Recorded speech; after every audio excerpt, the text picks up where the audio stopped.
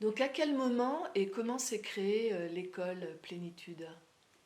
Alors avant d'être l'école Plénitude, une fois que j'ai écrit le dessin guérisseur en l'an 2000, je suis venue en même temps à Nantes. Toute la famille est venue à Nantes. À l'époque, on avait 3 enfants. On avait des chats, des chiens et on est venu à Nantes parce qu'on venait de Paris et on avait envie de vivre dans un environnement beaucoup plus paisible. Et Alain était venu à Nantes visiter et surtout faire une conférence. Il faisait beaucoup de conférences à l'époque dans une librairie qui s'appelait la librairie Rationnelle, très connue à Nantes Ouais, dans les années c'est 2000. sûr. Et, il m'a dit, écoute, Nantes est vraiment une très belle ville et on va sûrement trouver un épanouissement là-bas, une grande maison pour pouvoir vivre à la campagne. Donc on est parti là-bas et on est parti à Nantes et c'est vrai qu'il y a eu plein de synchronicités qui se sont ouvertes. Et on a installé une école qui s'appelait, à l'époque j'appelais ça une formation de dessin guérisseur. C'était les tout débuts.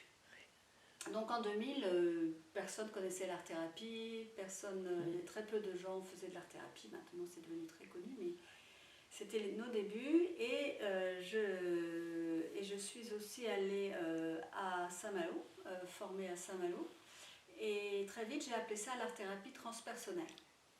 Transpersonnelle parce que ça faisait référence à Roberto Assagioli, à Carl Gustav Jung, à Abraham Maslow, puisque c'est Abraham Maslow et Roberto Assagioli qui ont créé le développement transpersonnel. Dont d'ailleurs Assagioli a écrit un livre qui s'appelle Le développement transpersonnel pour travailler sur les ressources et les qualités de l'être. Travailler sur s'identifier à ce qu'on a de plus magnifique, à devenir la personnalité que l'on a envie de devenir. À partir de quand c'est devenu l'école Plénitude et l'art-thérapie évolutive en lien?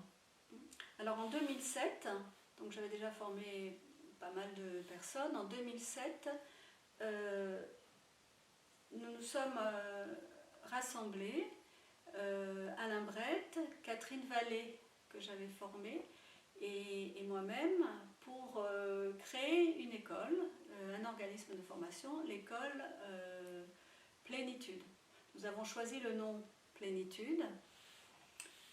C'est en référence à Abraham Maslow qui a écrit Être humain, l'être humain et sa plénitude, mais c'était aussi parce que c'était un nom qui nous inspirait. Et puis nous avons cherché un nom pour ce travail, de façon à ce que ce travail soit vraiment, comme il était vraiment novateur, et qu'on puisse vraiment continuer la recherche et l'élaboration de ce travail et la conceptualisation de ce travail.